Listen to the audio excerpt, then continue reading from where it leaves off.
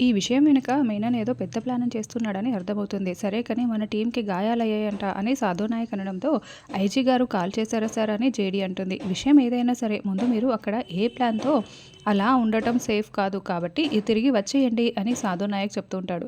Sir కావాలంటే మేఘనని పంపించేస్తాము అని JD అంటుంది. లేదు మేఘన అనే కాదు కానీ ఐజీ గారు చెప్పారనే కాదు. ఇప్పుడు ఏ ప్లాన్ లేకుండా అక్కడ ఉండటం వేస్ట్ అని అనిపిస్తోంది. మనం ప్రీ ప్లాన్డ్‌గా అక్కడికి వెళ్దాం. వచ్చేయండి. ఇది నా ఆర్డర్ అని ఫోన్ పెట్టేస్తాడు.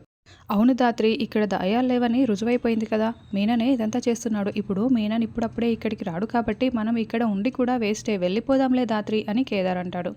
అప్పుడే కౌశికి దగ్గర నుంచి ఫోన్ రావడంతో ఏంటి వదిన అంతా బాగానే ఉన్నారు కదా! ఎందుకు ఈ సమయంలో కాల్ చేశారు అని ధాత్రి అడుగుతూ ఉంటుంది.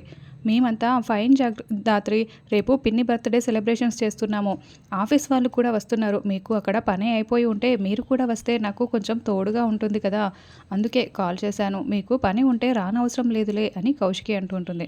ఇక్కడ పని పూర్తయిపోయిందిలే వదిన మేము వచ్చేస్తున్నాం. మార్నింగ్ కల్లా అక్కడ ఉంటాము అని ఫోన్ పెట్టేస్తుంది. తర్వాత ధాత్రి కిచెన్లో ఉంటే అక్కడే కుర్చీలో కూర్చొని కేదార్ వాళ్ళ అమ్మ ఫోటోని చూసుకుంటూ బాధపడుతూ ఉంటాడు. ఏమైంది కేదార్ అని ధాత్రి అడగడంతో అసలు ఆ రాజమహల్లో ఆ రాజకుటుంబీకుల ఫోటోల మధ్య మా అమ్మ ఫోటో ఎందుకు ఉంది ధాత్రి? ఆ రాజమహల్కి మా అమ్మకి మధ్య సంబంధం ఏంటి?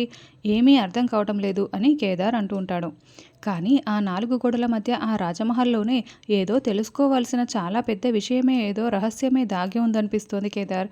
అది చాలా పెద్ద విషయమే అయి ఉంటుంది.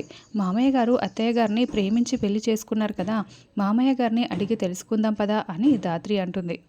సుధాకర్ గార్డెన్లో కూర్చొని కాఫీ తాగుతూ ఉంటే మామయ్య గారు మీతో ఒక 5 నిమిషాలు మాట్లాడాలి మాట్లాడొచ్చా అని అనడంతో కూర్చోండి ధాత్రి మాట్లాడండి అని సుధాకర్ అంటాడు. నాన్న మేము ఆదిత్యపురం వెళ్ళాము. ఆ పేరు మీకు ఎక్కడైనా విన్నట్లు అనిపిస్తుందా అని కేదార్ అడుగుతూ ఉంటాడు. లేదే అని సుధాకర్ అంటాడు. ఎందుకు అడుగుతున్నారు అని అడగడంతో అంటే మేము అక్కడ ఆదిత్యపురంలో ఒక మహల్కి వెళ్ళాము. ఆ మహల్లో అమ్మ ఫోటో చూసాం నాన్న అని కేదార్ ఆ ఫోటోని చూపిస్తూ ఉంటాడు. అప్పుడు అచ్చం ఇలాగే ఉండేది మీ అమ్మ అని సుధాకర్ చాలా సంతోషంగా ఆ ఫోటోని చూసుకొని మురిసిపోతూ ఉంటాడు. అమ్మ గురించి మీకేం తెలుసో చెప్పండి నాన్న. ఆ మహల్లో అమ్మ ఫోటో ఎందుకు ఉంది? అమ్మ గురించి తెలిసి నిజాలు చెప్పండి అని కేదార్ అడుగుతూ ఉంటాడు. మీ అమ్మ నాకు ఈ ఊర్లోనే పరిచయమైంది. తనకు సంగీతం అంటే ప్రాణం. తనని చూడగానే నేను ప్రేమలో పడిపోయాను. తను కూడా మా ఇంట్లో వాళ్ళలాగే వాళ్ళ ఇంట్లో కూడా పెళ్ళికి ఒప్పుకోరని చెప్పింది. అందుకే మేమిద్దరము పెళ్లి చేసుకున్నాం ఎవరికీ చెప్పకుండా అని సుధాకర్ అంటే అత్తయ్య గారు తను పుట్టిన ఊరు గురించి తన వాళ్ళ గురించి ఏమైనా చెప్పారా మామయ్య గారు అని ధాత్రి అడగడంతో ఆ విషయాల గురించి ఎప్పుడు అడిగినా కూడా మాట దాటేసేది. ఆ విషయాలు తెలుసుకుంటే ఇక సమస్యలు పెరగటమే కానీ తగ్గవని ఎప్పుడూ చెప్పేది కాదు. ఆ తర్వాత కొన్ని కారణాల వల్ల నేను వైజయంతిని పెళ్లి చేసుకోవాల్సి వచ్చింది. మా వాళ్ళు వైజయంతితో పెళ్లి చేసేశారు. ఆ తర్వాత సుహాసినిని నేను ఎప్పుడూ చూడలేదు అని సుధాకర్ చెప్తూ ఉంటాడు. అయితే మీకు కూడా ఏ విషయాలు తెలియవన్నమాట ఈ ఫోటో గురించి అని ధాత్రి అంటుంది. సరే మామయ్య గారు అని ధాత్రి కేదార్ అక్కడి నుంచి పక్కకు వచ్చేస్తారు. నాన్నకు కూడా ఏమీ తెలియదు మరి ఎలా ధాత్రి తెలుసుకోవటం అని కేదార్ అంటే మనము గుమస్తా గారిని అడిగి మొత్తం విషయాలు తెలుసుకోవాలి కేదార్. గుమస్తా గారు రాగానే మహేష్ని నేను ఫోన్ చేయమని చెప్పాను. రాగానే వెళ్ళి కలుసుకొని మాట్లాడదాంలే అన్ని విషయాలు బయటికి వచ్చేస్తాయి అని ధాత్రి అంటుంది. తర్వాత కౌశికి ఫోన్లో చూడండి లాయర్ గారు మీరు ఎలాగో బర్త్డే ఫంక్షన్కి వస్తారు కదా వచ్చేటప్పుడు డాక్యుమెంట్స్ తీసుకురండి కేదార్ పేరు మీదకి ఆస్తి మొత్తం నేను రాసేస్తున్నట్లు సంతకం చేసేస్తాను అని చెప్పి ఫోన్ పెట్టేస్తుంది. వెంటనే కాచి వినేసి పరుగులు పెడుతూ నిషి యువరాజ్ వైజయంతి వాళ్ళు మాట్లాడుకుంటూ ఉంటే గది దగ్గరికి వెళ్ళి లోపలికి వెళ్లకుండా గది బయటే నిలబడి అన్నయ్య నీతో మాట్లాడాలి అని చెప్తూ ఉంటే పర్వాలేదు కాచి లోపలికి రా అని యువరాజ్ అంటాడు. ఏందమ్మి మీ ఆయన్ని ఒక మాట అన్నానని చెప్పి ఇంకా కోపం తగ్గలేదా అని వైజయంతి అంటే కానీ నీ కోడలు 4 మాటలు అనేది కదా ఎవరు ఎక్కడ ఉండాలో అక్కడే ఉంటే బాగుంటుందిలే అని కాచి అంటుంది. నేను నిన్ను అనలేదు కాచి నిన్ను అడ్డు పెట్టుకుని నేను వదన్ని ఆ మాటలన్నాను అని నిషి కవర్ చేసుకుంటూ ఉంటుంది. సరే ఏంటో విషయం చెప్పు అని యువరాజ్ అంటాడు. కేదార్ పేరు మీదకి మొత్తం ఆస్తి రాయించేస్తుందంట. బర్త్డే ఫంక్షన్లో ఇందాకే లాయర్ గారితో చెప్తూ ఉంటే విన్నాను అని విషయం మొత్తం కూడా చెప్తూ ఉంటుంది. కానీ ఆస్తి ఎక్కడికి పోదు ఈసారి నేను చాలా పెద్ద ప్లాన్ చేశాను అని యువరాజ్ అంటాడు. కానీ ఆ జగదాత్రి కేదార్లు అడ్డుకుంటారు కదా అని నిషి వైజయంతి అంటారు. ఈసారి ఎవరికి ఎలాంటి అనుమానం రాకుండా నేను పకడ్బందీగా ప్లాన్ చేశాను. అందరికీ కన్ఫ్యూజింగ్గా ఉంటుంది కానీ కనిపెట్టలేరు. చూస్తూ ఉండు, కేదార్ గాడి ఆస్తి ఏమీ పోదు. అక్కేమో పిచ్చి ఆసుపత్రికి వెళ్తుంది. ఇప్పుడు తర్వాత ఎవరు సీఈఓ చైర్లు కూర్చోవాలో దాని గురించి ఆలోచించాలి. అంత పకడ్బందీగా ప్లాన్ అని యువరాజ్ చెప్తుంటాడు. తర్వాత ధాత్రి కేదార్ కూల్ డ్రింక్స్ని రెడీ చేస్తూ ఉంటే, ఏంటి ధాత్రి ఇప్పుడు కూడా పని గురించి ఆలోచిస్తున్నావా, అంత పరధ్యానంగా ఉన్నావు అని కేదార్ అంటే, నా చెల్లి గురించి ఆలోచిస్తున్నాను కేదార్. ఇప్పుడు కౌశికి వదినని భయపెడుతున్న ఆ మనిషి ఎవరా అని ఆలోచిస్తున్నాను. ఇప్పుడు ఈ నిజం బయటికి వస్తే నా చెల్లి కాపురం కూలిపోతుంది కదా. ఒకవైపు నిజం వైపు నిలబడలేను, అలాగనే నేను నిషి వైపు కూడా నిలబడలేను. దానికి ఎన్నోసార్లు చెప్పి చూశాను, నీకు ఆస్తి ఉంది దాంతో సర్ది పెట్టుకో, లేకుంటే నీ కాపురమే కూలిపోతుంది అని. కానీ వినటం లేదు అని ధాత్రి బాధపడుతూ ఉంటుంది. అప్పుడే నిషి బాలరాజు కోసం బయట గార్డెన్లో వెయిట్ చేస్తూ ఉంటుంది. బాలరాజు దొంగగా మాస్క్ పెట్టుకొని అక్కడికి వస్తాడు. రా రా, కౌశికి వదిన గదిలో నేను నిన్ను దిగబెడతాను అని నిషి నేరుగా కౌశికి గదిలోకి తీసుకువెళ్తూ ఉంటుంది. ధాత్రి టిష్యూ పేపర్స్ ఎక్కడ పెట్టావని కేదార్ అడుగుతూ ఉంటే, సరేలే కేదార్, జరిగేదేదో జరుగుతుంది, టిష్యూ పేపర్లు మర్చిపోయాను, స్టోర్ రూమ్లో ఉన్నాయి, వెళ్ళి తీసుకువస్తానని ధాత్రి వెళ్తుంది. బాలరాజు ఉన్న గది వైపే ధాత్రి వెళ్తూ ఉంటే నిషి టెన్షన్ పడుతూ బాలరాజు అంకుల్ ఉన్న గదిల వైపే ఆ జగదాత్రి వెళ్తుంది, ఏదో ఒకటి చెయ్యి యువరాజ్ అని నిషి టెన్షన్ పడుతూ ఉంటే అప్పుడే ధాత్రి డోర్ని ఓపెన్ చేస్తూ ఉంటుంది. బాలరాజు డోర్ పక్కన దాక్కొని ఉంటాడు. సరిగ్గా అప్పుడే కేదార్, ధాత్రి ఇదిగో టిష్యూ పేపర్ ఇక్కడే ఉంది అని పిలవడంతో, ఓ అవునా అంటూ ధాత్రి ఇక ఆ గదిలోకి వెళ్లకుండా తిరిగి వచ్చేస్తుంది.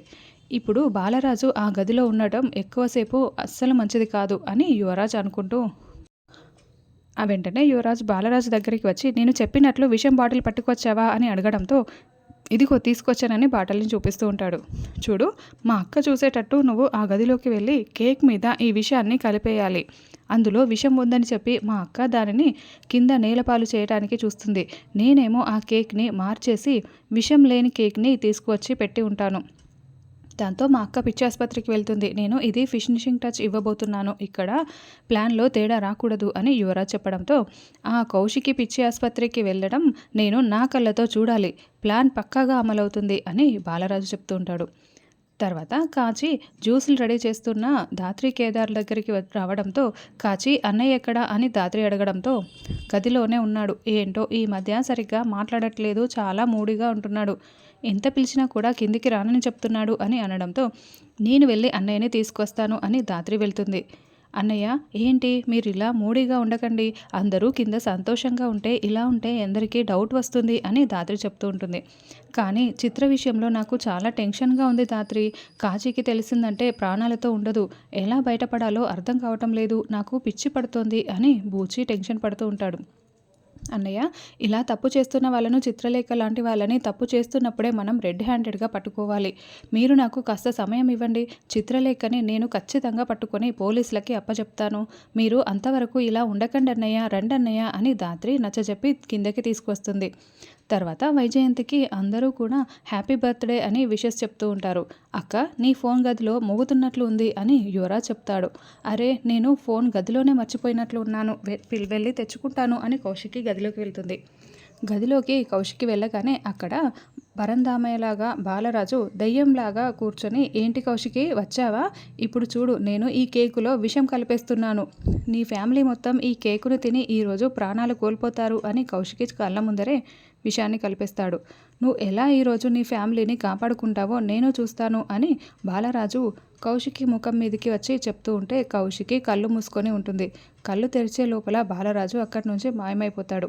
అప్పుడే నిషి అక్కడికి వచ్చి, ఏంటో వదినా ఇక్కడే ఉన్నారు, కేక్ తీసుకువెళ్తున్నాను అని తీసుకువెళ్తూ ఉంటే, నిషి కేక్ కేక్ అని కౌశికి టెన్షన్ పడుతూ ఉంటుంది. నిషి ఏమీ తెలియనట్లు కేక్ పట్టుకొచ్చి, అత్తయ్య కేక్ కట్ చేయండి అని చెప్తూ ఉంటుంది. కౌశికి ఏమో ఇంకా గదిలోనే షాకింగ్గా నిల్చొని ఉంటుంది. అప్పుడే వైజయంతి కేక్ కట్ చేసి సుధాకర్కి వైజయంతి ఇద్దరు తినిపించుకుంటూ ఉంటే అప్పుడే కౌశికి పరిగెత్తుకుంటూ వచ్చి, మీరు తినకండి, ఈ కేక్లో విషం ఉంది అని వాళ్ళ చేతుల్లోని కేక్ ముక్కల్ని విసిరి కొడుతుంది.